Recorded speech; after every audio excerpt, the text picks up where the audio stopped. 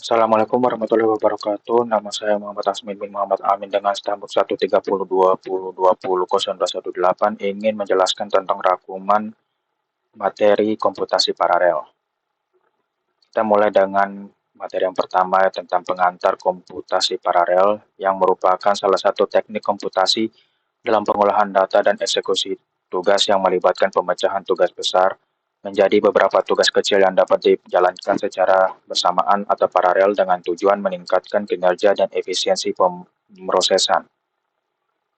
Jenis komputasi paralel ada dua, yaitu komputasi paralel pada jaringan atau network level parallelism dan komputasi paralel pada tingkat data atau data level parallelism. Di sini ada gambar dari masing-masing jenis. Dan ini adalah alasan mengapa menggunakan komputasi paralel. Terdapat 4 poin. Pertama, peningkatan kinerja dengan menjalankan tugas-tugas secara bersamaan.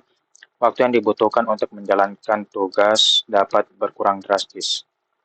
Yang kedua, pengolahan data besar. Komputasi paralel memungkinkan pemrosesan dan analisis data besar atau big data dalam waktu yang lebih singkat. Ketiga, efisiensi energi. Komputasi paralel dapat menghasilkan efisiensi data dengan mengoptimalkan penggunaan sumber daya. 4. Penyelesaian tugas yang rumit. Komputasi paralel dapat memungkinkan penyelesaian tugas yang kompleks dan rumit dalam waktu yang lebih singkat. Arsitektur komputer paralel. Menurut Flynn Taksonomo 1966, ada 4 prinsip kerja untuk mengklasifikasikan jumlah instruksi yang berjalan simultan pada komputer, antaranya SISD, Single Instruction Stream, Single Data Stream. Kedua, SIMD, Single Instruction Stream, Multiple Data Stream. 3. MISD, Multiple Instruction Stream, Single Data Stream. Keempat, MIMD, Multiple Instruction Stream, Multiple Data Stream. Kita masuk ke modul kedua, maksud saya materi kedua, yaitu Parallel Terminology, Sistem Kerja CPU dan Ukuran Kinerja. Di sini ada beberapa poin dari Parallel Terminology, silakan di pause. Kita masuk ke CPU arsitektur. Kita masuk ke yang pertama, yaitu Control Unit atau Unit Control, dengan fungsi bertanggung jawab untuk mengontrol operasi seluruh CPU dan koordinasi eksekusi instruksi-instruksi dalam program. Dengan tugas mengambil instruksi dari memori, mengurai instruksi tersebut, dan memerintahkan komponen-komponen lain dalam CPU untuk melaksanakan instruksi tersebut. Yang kedua, kita masuk ke Arithmetic Logic Unit atau ALU, unit aritmatika logika, dengan fungsi bagian dari CPU yang bertanggung jawab untuk melakukan operasi aritmatika, penjumlahan, pengurangan, perkalian, pembagian, dan operasi logika and or not pada data. Tugasnya mengambil operan data yang akan dioperasikan, menjalankan operasi yang diperlukan, dan menghasilkan hasil dari operasi tersebut. Yang ketiga adalah register dengan fungsi sebagai lokasi penyimpanan kecil dalam CPU yang digunakan untuk menyimpan data sementara, instruksi, dan alat memori.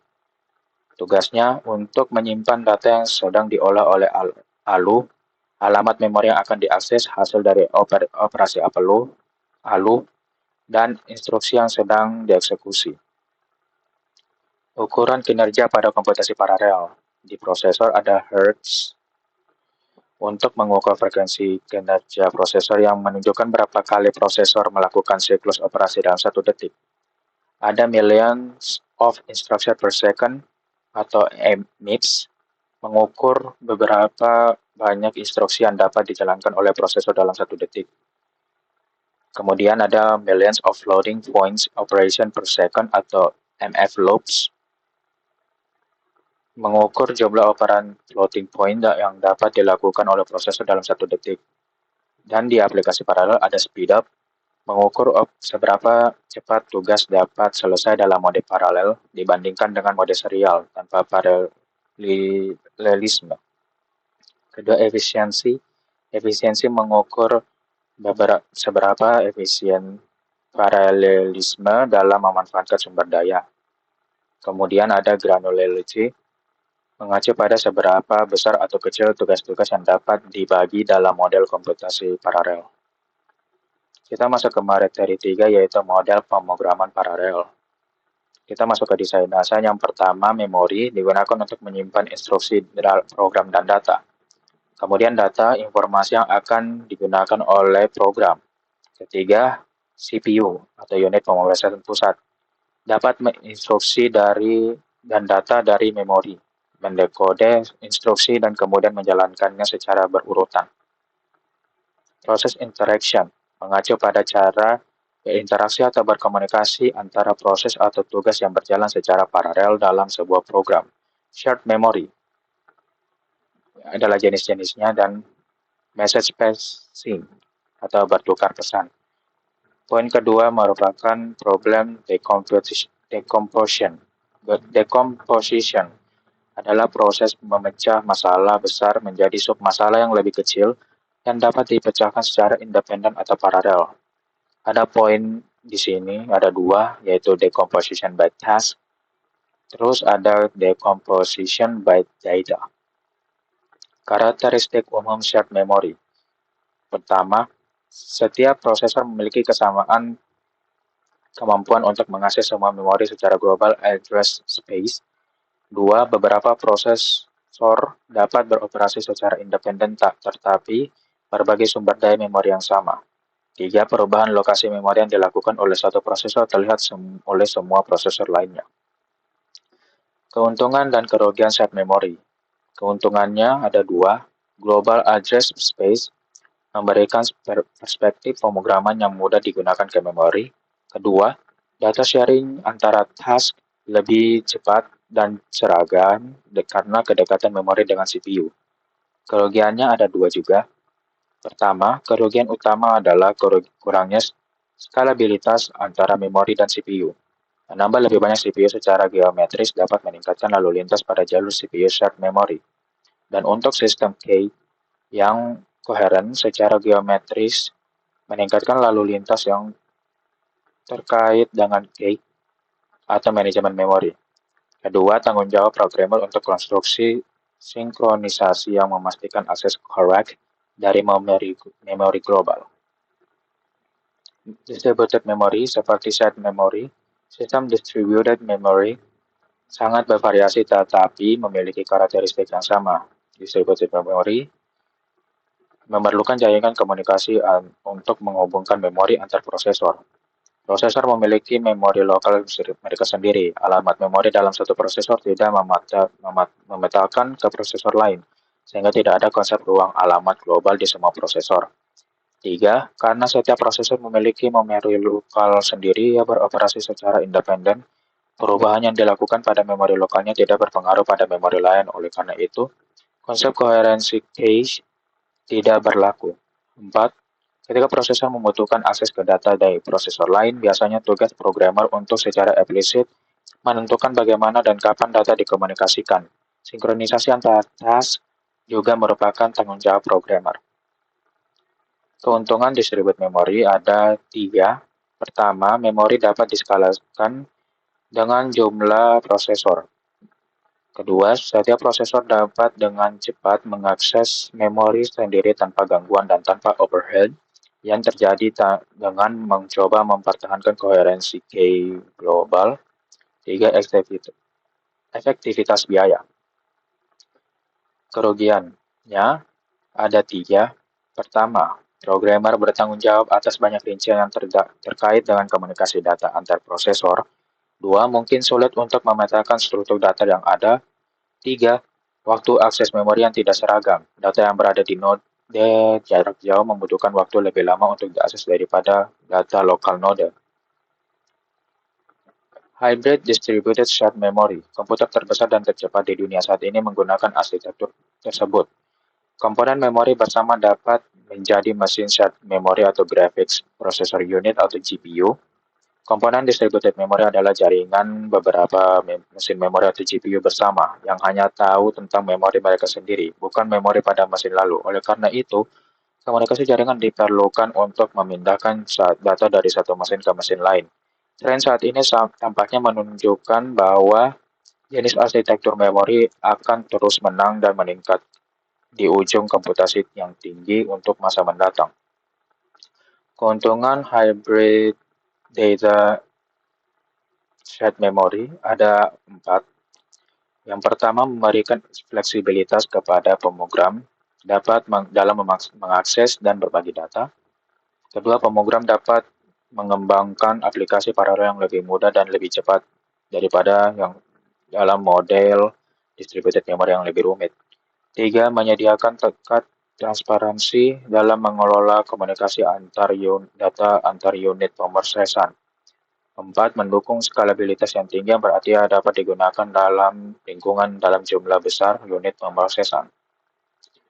Materi 4 tentang message passing atau pertukaran pesan merupakan teknik bagaimana mengatur suatu alur komunikasi messaging terhadap proses pada sistem dalam pemrograman paralel yang berjalan secara independen secara berkomunikasi dengan mengirim pesan satu sama lain. Metode message passing yang pertama, synchronous message passing. Pengirim menunggu untuk mengirim pesan sampai penerima siap untuk menerima pesan. Oleh karena itu tidak ada buffering. Kemudian ada asynchronous message passing. Pengirim akan mengirim pesan kapanpun dia mau. Pengirim tidak peduli ketika penerima belum siap untuk menerima pesan. Oleh karena itu diperlukan buffering untuk menampung pesan sementara sampai penerima siap menerima pesan. Karakteristik message passing, komunikasi melalui pesan. Dalam paradigma message passing, komunikasi antar unit pemrosesan misalnya CPU atau node dilakukan dalam mengirim dan menerima pesan. Independent unit pemrosesan.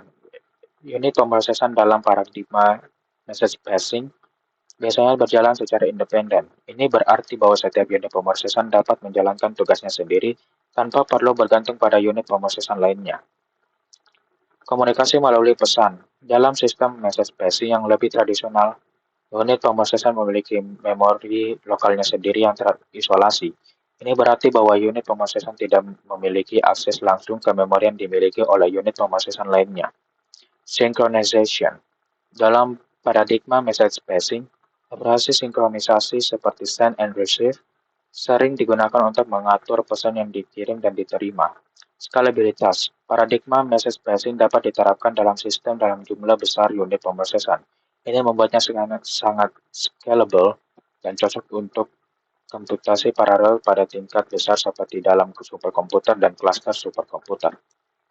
Contoh implementasinya ada di MPI, Message Passing Interface, standar industri yang banyak digunakan untuk pemrograman paralel berbasis pesan. Kemudian ada MVM atau Parallel Virtual Machine, kerangka kerja pemrograman paralel yang mendukung berbasis jenis sistem. Kesulitannya yaitu dapat menghasilkan kode yang lebih rumit dibandingkan dengan paradigma shared memory karena pemrogram harus secara eksplisit mengelola komunikasi antar unit pemrosesan. Materi 5 tentang Message Passing Interface atau MPI.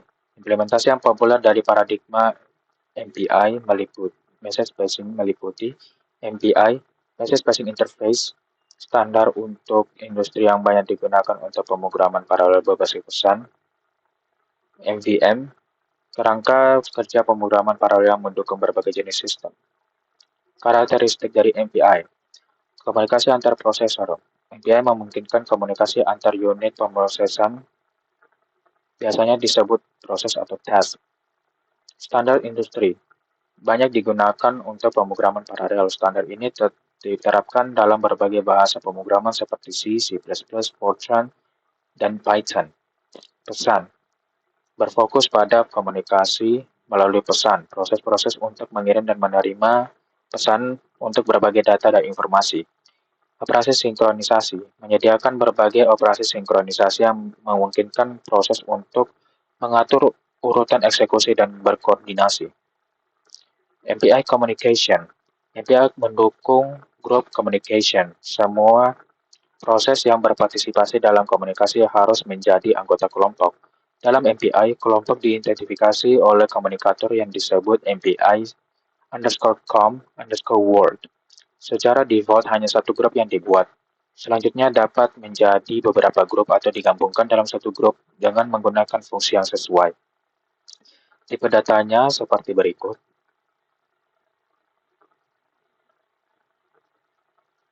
Kita masuk ke materi 6 yaitu tools pemrograman paralel. Di sini ada link instalasi untuk MASYS 2 dan bawahnya merupakan link instalasi untuk compiler MPI. Ini salah satu contoh dari source code OpenMP. Silakan di pause untuk lebih lanjut.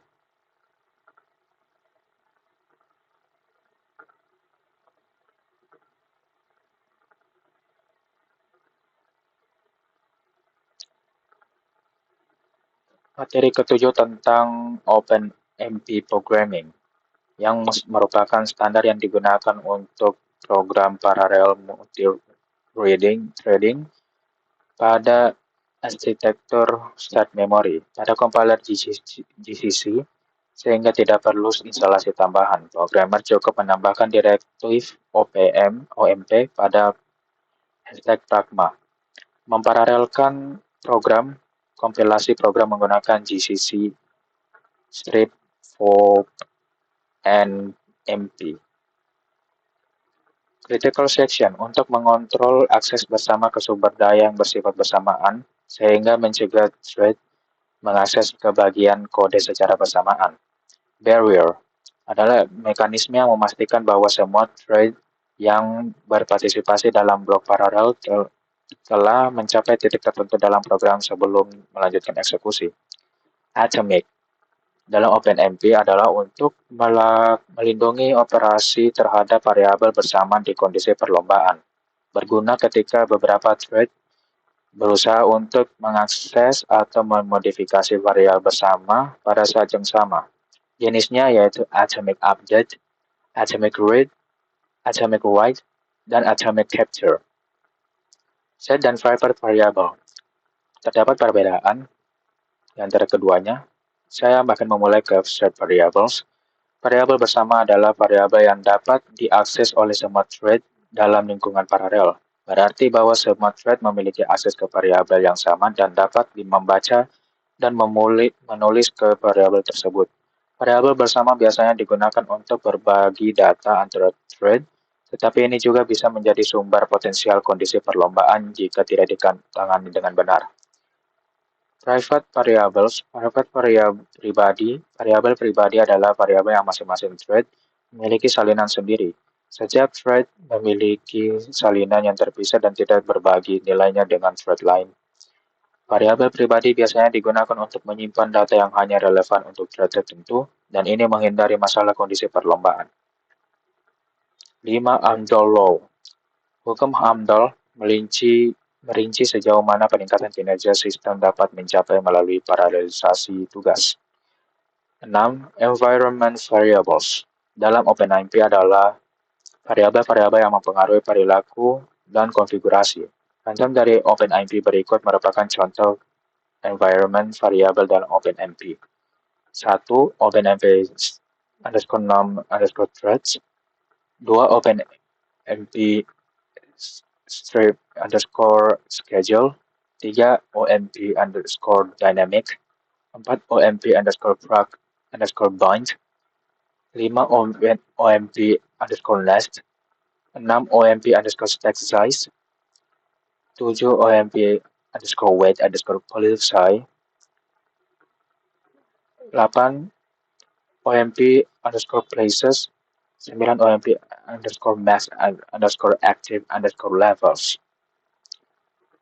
7. Conditional adalah istilah mengacu pada penggunaan klausul kondisional seperti if dalam direksi OpenMP untuk mengontrol apakah sebuah blok kode harus dijalankan secara paralel atau tidak. OpenMP function merujuk pada fungsi-fungsi yang disediakan oleh pustaka OpenMP untuk mengendalikan perilaku eksekusi pada paralel dan mengakses informasi secara tentang thread yang berjalan. Reduction, konsep yang digunakan untuk mengagregasi hasil dari operasi yang dilakukan oleh banyak thread ke dalam satu hasil akhir. 4. digunakan untuk mengindikasikan kepada kompilator bahwa suatu loop code dapat dieksekusi secara paralel oleh beberapa thread. OpenMP master digunakan untuk mengontrol jalannya kode paralel. Direktif master yang digunakan untuk menandai blok kode yang hanya dapat dieksekusi oleh thread master, biasanya thread dengan AD0, ID0, dan diabaikan oleh thread lainnya. OpenMP master. Dalam contoh ini, kode yang berada dalam hashtag pragma OMP master hanya akan dieksekusi oleh thread master. Hal ini memungkinkan thread master untuk melakukan inisiasi atau tugas khusus lainnya yang hanya diperlukan sekali. Sementara thread lainnya melanjutkan ke bagian berikutnya tanpa mengeksekusi blok master. Single. Hashtag pragma OMP single adalah direktif OpenMP yang digunakan untuk mengendalikan bagian kode yang hanya dieksekusi oleh satu thread tunggal dalam sebuah tim thread sama halnya dengan master. Tetapi perbedaan utama antara master dengan single adalah single memungkinkan thread apapun dapat melakukannya. Materi ke-9 tentang MPI Programming. MPI, standar industri yang banyak digunakan untuk pemrograman paralel berbasis pesan. Instalasi MPI CH2 atau MSMPI on a single machine. Running MPI cluster within a LAN. Cara kerja dari MPI seperti gambar di bawah. Running MPI cluster within a LAN. Tahap pertama, instalasi MPI CH di Linux machine. Konfigurasi your host dilakukan untuk membuat komunikasi antar server menggunakan nama atau domain tanpa perlu mengetikkan IP address dari masing-masing server dalam cluster. Membuat user baru untuk memudahkan dalam proses sinkronisasi pada setiap node. Pastikan tidak menggunakan perintah user add untuk membuat user karena tidak membuat home dir. Setting up SSH, setting up NFS worker. Konfigurasi SSH berguna untuk membantu komunikasi antar node yang lebih aman. Network File System atau NFS, sebuah protokol digunakan untuk berbagi berkas melalui jaringan. Lalu proses komunikasi paralel. Pertama, proses A memutuskan pesan perlu dikirim ke proses B. Proses A kemudian mengemas semua data yang diperlukan ke dalam buffer untuk proses B. Data kemudian dikemas ke dalam satu pesan sebelum ditransmisi atau buffer. Data ditransmisi menggunakan perangkat jaringan untuk menentukan routing ke node yang tepat. Proses B masih harus mengakui bahwa dia ingin menerima data A. Ini merupakan yang di samping sini adalah function untuk point to point-nya. API Collective Communication. Dia memiliki komunikasi default yang disebut MPI _call_world yang berisi semua proses yang tersedia. Ketika panggilan kolektif dijalankan, itu harus dipanggil oleh semua proses di dalam komunikator. Komunikasi kolektif dan komunikasi point-to-point dijalankan secara independen. Dalam komunikasi kolektif, tag tidak digunakan. Point-to-point yaitu komunikasi satu ke satu dapat memblokir atau tidak memblokir. Tetapi semua komunikasi kolektif Many-to-one modification, MPI_gather. Fungsi ini mengumpulkan data dari banyak sender dalam komunikator. Di sini satu proses yang disebut sebagai root akan bertindak sebagai receiver dan proses lainnya akan bertindak sebagai sender. MPI_reduce mengumpulkan data dari banyak sender dalam komunikator. Setelah mengumpulkan data yang melakukan operasi tertentu di atasnya dan menghasilkan nilai tunggal sebagai output. Many-to-many communication, MPI_all-to-all. Dalam jenis fungsi ini, semua proses mengirim data ke proses lain juga mengumpulkan data dari proses lain. Singkatnya, setiap proses bertindak sebagai pengirim sekaligus penerima. Ini merupakan contoh dari MPI_bcast dan MPI_sketcher, penggunaan ke dalam source code-nya. Ini merupakan gambar dari source code, pengimplementasian ke source code dari MPI_reduce dan MPI_all to all. Sekian dari saya dan wassalamualaikum warahmatullahi wabarakatuh.